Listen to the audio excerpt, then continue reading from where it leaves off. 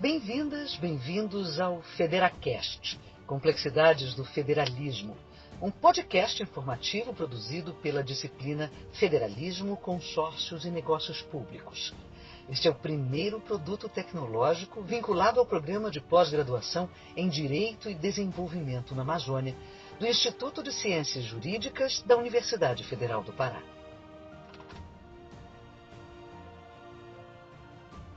Bom dia, boa tarde, boa noite, você que está chegando aqui para escutar o nosso FederaCast, o podcast em que a gente discute e pensa um pouquinho sobre as complexidades do federalismo brasileiro.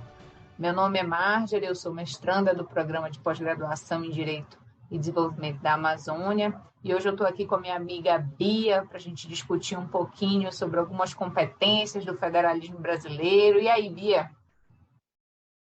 Eu faço mestrado, com a Marjorie no PPG-DDA, do ICJ, da UFPA, de Belém.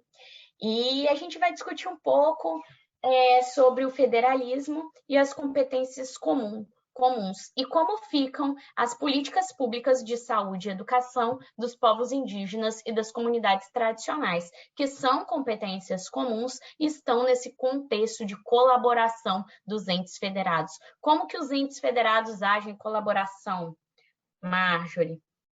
Pois é, Bia, eu acho que antes da gente entrar nesse aspecto aí específico das competências dos entes federados, a gente pode conversar um pouquinho sobre como foi que surgiu o federalismo brasileiro, né? E nesse semestre a gente estudou muito um autor chamado Luiz Fernando Abrúcio, em um livro clássico sobre os barões do federalismo, que ele fala que desde a formação do Estado brasileiro, um dos grandes dilemas é a centralização versus a descentralização do poder, em razão da disputa do poder central e dos poderes regionais.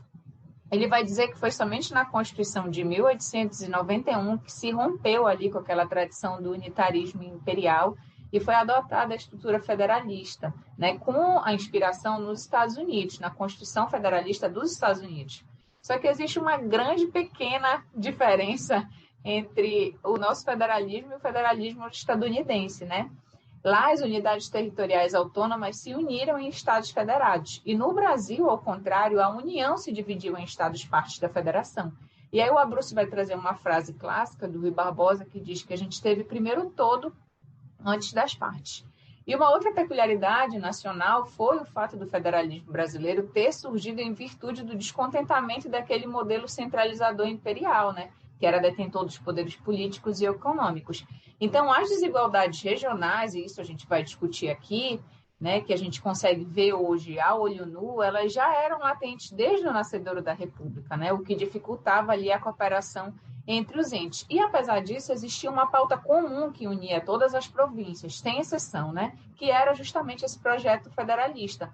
Porque, a partir daí, haveria a possibilidade, pelo menos na teoria, né, de um equilíbrio das forças nacional. Então, a opção pelo federalismo se estruturou desde a proclamação da República e essa dimensão ela não foi alterada com as sucessivas constituições republicanas. E aí uma outra autora que a gente estudou, Maria Aparecida Grendene de Souza, ela fala que, apesar disso, a razão de ser do federalismo brasileiro sempre foi e continua sendo uma forma de acomodação das demandas das elites, né, com objetivos conflitantes.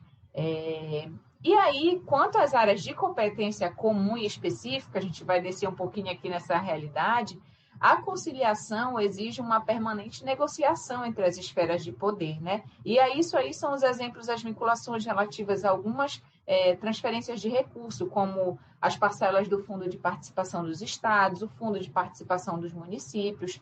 Só que essa disputa acirrada entre os entes federados em busca dos recursos é a marca de um federalismo que o Abrúcio diz que é um federalismo predatório. E no lugar desse federalismo, a gente deveria construir um federalismo cooperativo, que a gente vai falar mais lá na frente. Só que em relação, Bia, aos direitos sociais previstos na Constituição de 88, dentre os quais consta, né, educação e saúde, que são entabulados na nossa Constituição como de caráter prioritário, né, em relação aos povos indígenas e comunidades tradicionais, a efetivação desses direitos parece que encontra entraves ali, no que diz respeito às competências comuns dos entes federados. Como é que fica essa questão, Bia? Os entes federados, Marjorie, a gente vem estudando, né, que tem competências comuns em certas matérias para executar as políticas públicas. E saúde e educação são duas dessas políticas públicas de competência comum. E a Constituição prevê o regime de colaboração para a execução da política pública de educação. E esse regime de cooperação é de forma prioritária, né? Então, a depender do caso, se houver um desequilíbrio, os entes federados têm que, né, reequilibrar essas forças políticas e econômicas para prestar a política pública de educação com a melhor qualidade possível. E, prioritariamente, a educação básica, que abrange os ensinos infantil, fundamental e médio. Nesse regime de colaboração previsto no artigo 111 da Constituição, a União deve prestar um ensino superior e deve prestar assistência técnica e financeira aos estados, ao Distrito Federal e aos municípios para garantir um padrão de ensino de qualidade mínimo. Os estados devem prestar o ensino médio e o ensino fundamental 2, e os municípios devem prestar o ensino infantil e o ensino fundamental 1. Só que, nesse regime de colaboração, de acordo com a execução da política pública, o que a gente vê é que os municípios possuem uma maior dificuldade na execução da educação que lhe é competente nesse regime de colaboração. Isso reflete na qualidade do ensino, nos salários dos professores municipais, que são menores, né, do que do Estado e da União. Reflete na estrutura, na infraestrutura das escolas, porque os municípios, grande parte dos municípios, não possuem recursos financeiros próprios para arcar com a execução dessa política pública e acaba dependendo exclusivamente dos repasses financeiros aos fundos do município para prestar a política pública de educação. Então, um repasse de recursos que era para ser complementar acaba sendo exclusivo, e isso reflete, né, na efetivação dessa política. A Lei de Diretrizes e Bases da Educação prevê modalidades de educação escolar. Dentre elas está a modalidade de educação escolar indígena. E para suprir ou então amenizar esse desequilíbrio na prestação da educação escolar indígena, o decreto que institui essa modalidade de educação, né, prevê que a União deve implementar a educação escolar indígena com a construção de escolas, formação de professores indígenas, produção de material didático, ensino médio integrado à formação profissional. Então, esse decreto prevê uma maior parcela de colaboração da União. E aí, quando a gente trata de educação do campo, essa parcela de colaboração da União não acontece dessa forma. É retomado o regime constitucional o regime prioritário constitucional. É importante destacar que a Constituição prevê uma prioridade e não uma exclusividade, né? Por isso que pode ser modificado diante do desequilíbrio na prestação.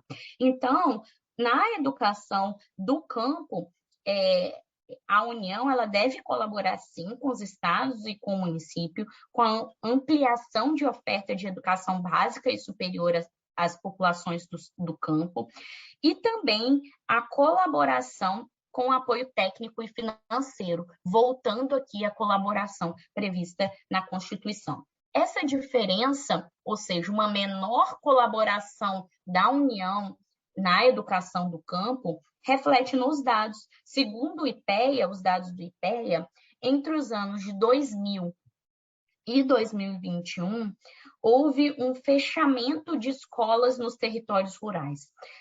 104.385 escolas em territórios rurais foram fechadas.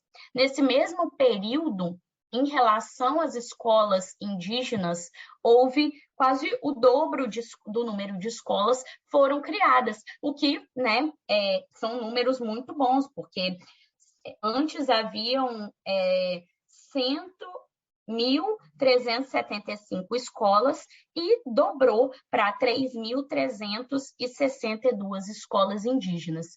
E aí, conversando, pessoal, com a Marjorie, né, discutindo essa colaboração em matéria de competência comum, a gente começou a refletir, será que não é porque a colaboração da União em executar a política pública de modalidade de educação escolar indígena não é mais abrangente, né? O que ocorre também em se tratando de saúde, porque a política de saúde indígena ela é executada pela Fundação Nacional de Saúde. E essa Fundação Nacional de Saúde é um órgão da União, né, que executa essa política de saúde indígena e é descentralizada por meio dos departamentos de saúde indígena, pelos distritos sanitários especiais indígenas, para executar a saúde básica que consegue realizar ações nas terras indígenas. E essa estrutura organizacional diz respeito à política de saúde indígena, mas não diz respeito à política de saúde de outros povos e comunidades tradicionais, como, por exemplo, os povos quilombolas. Então, um exemplo é da imunização da Covid-19, em que os povos indígenas e as comunidades tradicionais são prioridades, né, na vacinação, mas naquela época tinham menos vacinas para serem disponibilizadas, então era prioridade absoluta. Em razão dessa organização para execução de saúde indígena, foi possível efetivamente entregar as vacinas aos povos indígenas. E aos povos quilombolas, precisou ter uma luta muito maior dos órgãos em defesa dos povos quilombolas para executar. Isso acabou atrasando na vacinação dos povos quilombolas.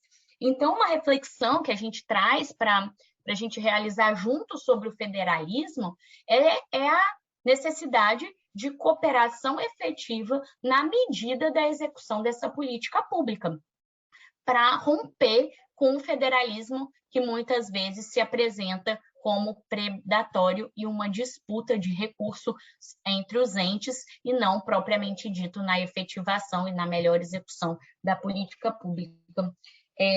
Não é isso, Marjorie? Eu penso que sim, né? A gente está aqui num ambiente da academia também, e aqui é para a gente pensar em soluções alternativas.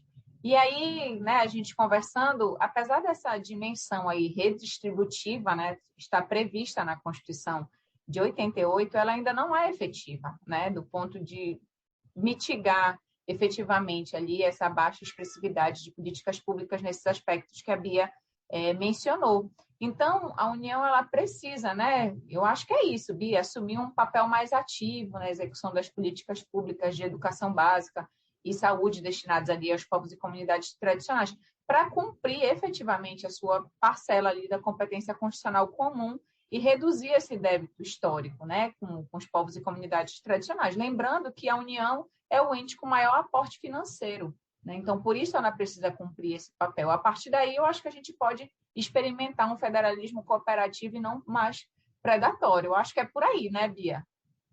É isso mesmo, né? Acho que a gente vem refletindo dessa forma, mas a gente também quer ouvir a opinião de vocês, né? Se puderem comentar, discutir com a gente essas complexidades do federalismo brasileiro e um pouquinho de pensar soluções também para construir o nosso Estado Federal.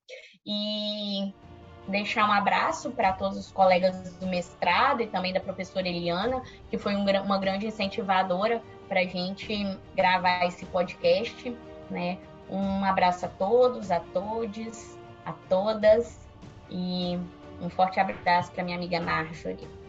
Obrigada, Bia, por esse bate-papo. Obrigada, pessoal, pela paciência na escuta. Compartilhem se vocês acharem interessante e aguardem os próximos episódios do nosso FederaCast. Tchau, tchau, pessoal. Tchau.